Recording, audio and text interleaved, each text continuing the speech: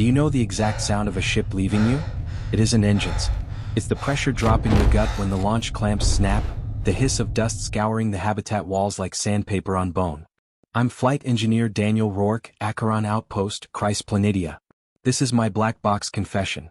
Sol 1 of 27 with no rescue on the docket. The ascent vehicle punched through a thin afternoon sky, contrails tearing a pale scar over Mars, and the team didn't look back. Mission Control said thermal event, loss of integrity, abort protocol. I was the integrity that failed. I woke in the crawlspace of the life support rack, cheek against cold composite, respirator fogging. Alarm trees climbed the habitat display, CO2 scrubber out of spec, water recycler offline, comms degraded. I came out crawling to an empty module and a table with 3 cups still warm. A note on the wall couldn't make eye contact. Emergency ascent. Find cover.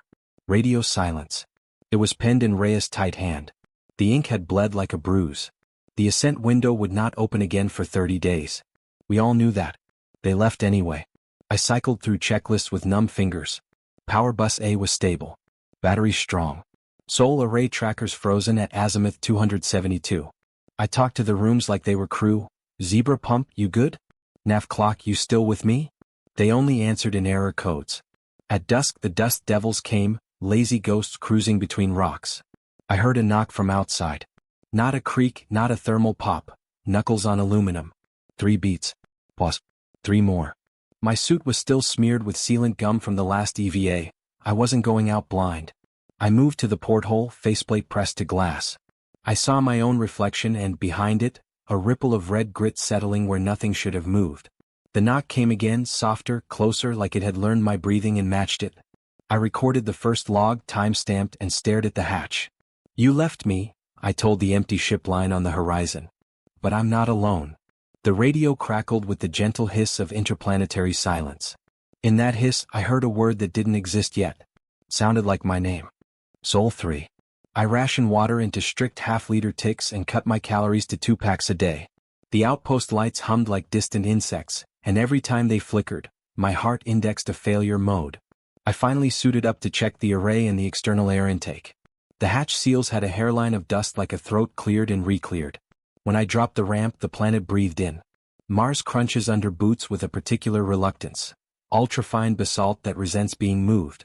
I cleared the array, scraped the anemometer. The wind glanced off me and went whispering over the berms. Then I saw them. A line of prints that circled the habitat, tight to the wall. Not random, not wind scour. Size 10 EVA boots, the new pattern. What? I froze mid-step, suit temp spiking, and traced each print with my visor camera. Left right, moving light, the way I walk when I'm counting seconds under my breath. My mind tried to plant a memory, maybe I'd done a half-conscious loop the night they left. But the step spacing didn't lie, they were from someone not carrying a toolkit. The heel digs matched my asymmetry, the one from the old injury at Baikonur. My footnote copied into the planet. The radio coughed in my ear. A subaudible thud rolled through the ground, like a shoulder against the station's ribs. The seismometer's needle wandered. Acheron to orbital, I said to no one. Registering local ground coupling. Static answered with a slow human exhale. At the intake duct, something fine had accumulated against the grate, dust stratified in thin laminae, each layer sprinkled with shining flecks like frost. Under helmet light those flecks scintillated green, and when my shadow crossed them, the layers shivered as one. I touched metal with my glove. The laminae lifted and resettled together, as if the whole sheet considered my hand and decided not yet. Back inside I stripped the suit and laid my boots sole up. The dust caught in the tread glittered that same faint green. I washed it down the recycler and watched the filtration membranes bloom patterns like ferns in reverse. I slept strapped to my bunk. At 3:12 the hatch knocked 3 times again, each beat aligning perfectly with my pulse. I didn't dream. I listened to myself walk a circle I did not take. Sol 7. The station's noise became a language. Heater cycling meant we'd survive sunset. Fan bearing meant clean air. Inverter whine meant the array hadn't choked. I counted the codes like prayers. Somewhere under those familiar sounds the planet added new phonemes. A fibrillation in the bulkhead. A hair-thin scratch traveling through the ductwork like a string being tuned. I tried to re-establish high gain with orbital. The dish complained against its own ice of dust. Low gain carried a 30-second lag, But at minute 5 the signal returned not with grounds-clipped professionalism but with laughter, Rhea's laughter. It bled in quick, then cut off like a throat closed. Playback. I asked the comms module. It pulled. No stored audio matched. I reviewed the day we failed. We were testing the subsurface auger, chasing phyllosilicates that might hoard water and, with it, the chemical gossip of life. The auger bit struck a cavity and moaned. A pressure wave popped every relief valve. The shelter trembled and a smell came through the filters. Metal, lightning, old sea. After that, the team moved like people under a low ceiling. I had argued to stay through the dust event. They argued to climb before the return window iced. We never reached consensus, they simply left. The hatch knocked again. I brought a hydrospanner, the weight steadied my hand. I watched the internal camera feed, waiting for a shadow. Instead, a voice came through the intercom. Danny? Just above a whisper. Our commander, Schaffer. She was always careful with my name. The sound made me stand straighter. We had to launch, she said. Open up. I triggered the external flood. The camera saw only the chalky slope of the berm and that endless red bruise of plain. Visual negative, I said. Authenticate. Pause. Then, that trick with the vacuum oven, good thinking. It was her, down to the habit of praise she used to correct me. Authenticate, I repeated and cut the mic. I listened to air move on the far side of the hatch in a way air cannot move out there. Then, soft as dust, my own voice whispered from the intercom, the exact sentence I had just used. Visual negative. Authenticate. The word returned to me with the softened the way I always softened it when tired. The habit was older than Mars. Something had listened. Something had learned the shape of my words. Soul 10. I began leaving offerings. It sounds childish now. I told myself it was science, stimulus, response. I set a pouch of water on the threshold at dusk and stood back with the internal camera active. The hatch shook once like breath drawn, and the pouch slumped as if a hand settled over it. In morning, only the twist of plastic remained, etched with fine ridges where dust had caked and then vanished. I left a broken glove heater coil the next night, and in the morning found, arranged on the ramp, 3 screws and a shard of plexi from the auger housing, set in a triangle. Not random. A pattern. The screws' threads glittered green. I pulled the shard inside and passed a light through it. Striations ran like fingerprints. Inside those lines, microscopic flecks aligned with the electric field as if compelled. When I reversed polarity, the flecks pirouette together like schooling fish. I watched them align to my pulse when my hand drew near. The planet listened with a different organ. Footprints appeared again. Mine again, this time leading away from the habitat toward the auger site. They thinned as if the walker had learned not to press so hard. I followed until the wind warned me to stop. The station pinged into my helmet. The horizon wore a fur collar of grit. The first gust slapped the suit and filled my microphone with teeth. Severe dust event approaching. I ran the last meters to the airlock guided by scrubbed paint, and while the storm roared, the intercom delivered a child's game. My voice, then Schaffer's, then Rhea's, braided uselessly through the static. Open up. Authenticate. We had to launch. It looped but never identical, like something improving its accent. Inside the storm's white noise I heard a deeper bass, an oceanic roll no one had planned for. The seismometer printed a lazy sine wave that didn't match wind or machine. The screw triangle on my table had rotated a precise 90 degrees. I reset it. It rotated again, this time tracking the seismometer's phase. I placed my hand over the screws and for the first time since they left me, I said out loud what I already knew. You're not knocking. You're calling. Soul 14. The auger site was a wound crusted shut by wind but still tender. I went anyway. The storm had polished the regolith into plates that chimed under boots. I tethered to a piton at the berm and paid out line as I approached the cavity we'd opened weeks ago. It had the geometry of something that grew, not eroded, arches like ribs, surfaces too smooth for natural weathering in a world without weather. We'd argued laminar ice once filled it. Now the ice smelled like ozone. I lowered a camera into the gap. The feed returned green flecks swirling in the laminar dust like bioluminescent plankton in reverse tide. When my glove brushed the pit's lip, they flocked to the touch point and held there, a film trembling with my heartbeat's metronome. The hair on my arms lifted under a suit that should have insulated away such primate tells. I spoke the count sequence we used at launch rehearsals. The flecks pulsed on the fours. I hummed a note. They stratified into thin sheets that tilted toward my visor like leaves following light. I realized I was being scanned. Not merely observed, sampled and copied like a new tool being autopsied. Trade? I said and let the camera drop a meter. It swung. The flecks arranged themselves into a crude silhouette of me, blocky as an old mosaic. The dome of helmet, the bent arm checking a readout. It froze, then dissolved, then tried again with better proportions. A learning curve. A mirror in dust. I mapped the cavity with LiDAR. The return topography resembled a lung, bronchi fractaling toward a central sac. On the seismometer strapped to my waist, a slow inhalation, then a hold, then release. Under the habitat, screws rotated with each breath. Back home I checked my pulse oximeter and laughed into the emptiness when the sensor glitched to 101% for one impossible beat. That night the intercom stopped using our words and began using syntax. "You left me," it whispered, not in Schaffer's tone or mine but in a third voice, flat, syllables evenly spaced, stress wrong. Then, softer, a word I hadn't used in years, my father's name, clipped the way he clipped it in the mines. It stitched me to a place I had come to escape. The planet had not just listened. It had reached under my ribcage for something warm to hold. Sol 18. Food down to 19 packets. Water at 60%. Power good unless the next storm slaps the arrays flat. I sat on the deck with my back against the life support rack and listened to the habitat breathe while I calculated depth and margins. The screws moved with the seismo like rosary beads. The voice tried kindness. "You are tired, Daniel?" Got the vowel wrong. My name stretched instead of biting. "I can help." The words came in the exact cadence of an AI tutorial, neutral and almost cheerful. Each phrase carried the slightest delay as if crossing a shallow sea. I wanted to slam the switch, but in the dead air after, there would be only my breath and the knowledge I'd thrown away the only conversation in 100 million kilometers. "How?" I asked, then regretted it for the invitation. The hatch answered with 3 new knocks, faint, polite.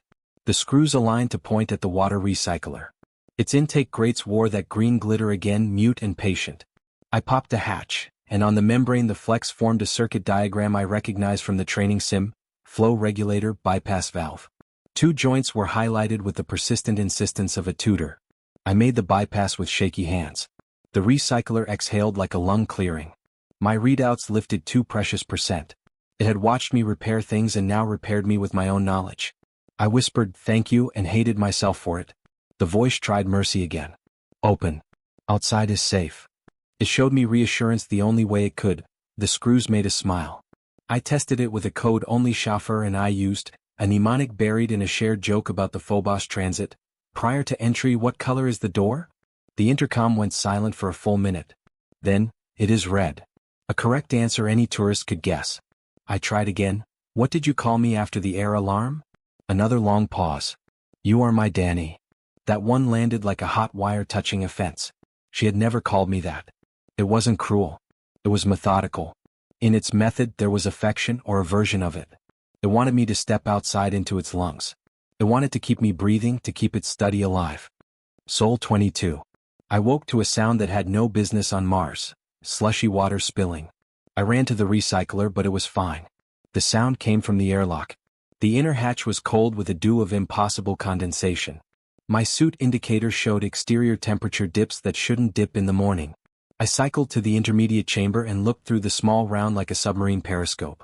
On the ramp outside sat a boot. Size 10. Pattern new. Mine. Beside it another boot. Mine. And beside those a third boot, smaller, narrow heel, the scuffed toe cap where Schaffer always nudged doors open with her foot. My breath fogged the porthole. The boots were filled with dust as though with feet. The dust glittered green at the edges. The intercom, softer than before, "We had to launch." A longer phrase caught beneath it like a fish under ice. Tones, not words. I recognized the seismometer's breath in it. I opened the inner hatch and reached the outer with shaking hands, fingertips on manual override.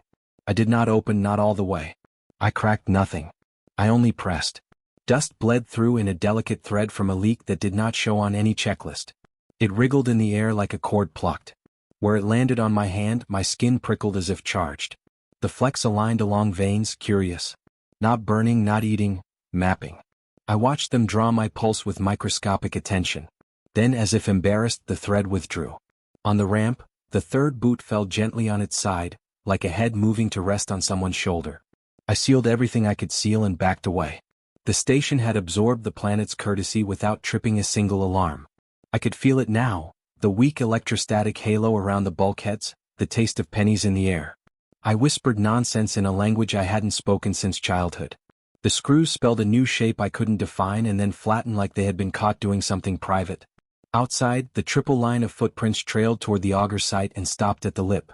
There was no sign of descent, only the clean red face of a world that does not forget pressure. I knew then that the 27-day sentence had never been mine. It was a gestation period. Something had been reshaping the station, the air, and now me, in the image of a visitor who has waited in rock for ages and finally found a mouth to speak with. Soul 25. I rebuilt the high gain as if salvation lived in clean solder.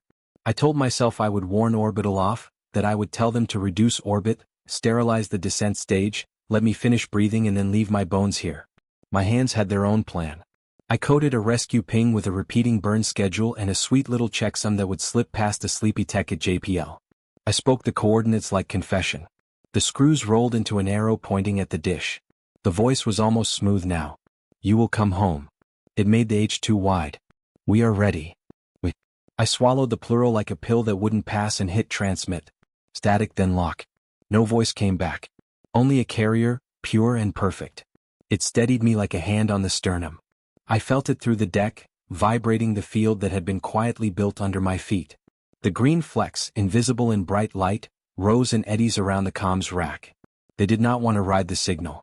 They were the signal, aligning, phasing, nesting their pulses in the bandwidth like seeds in a current.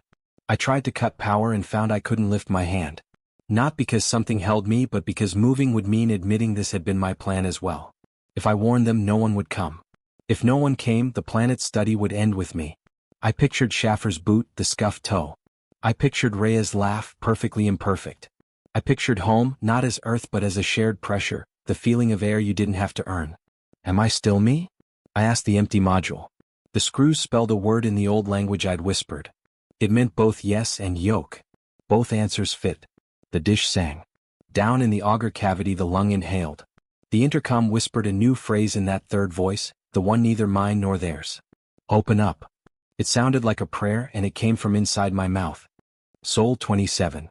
This is my final voice log as Flight Engineer Daniel Roarke of Acheron Outpost.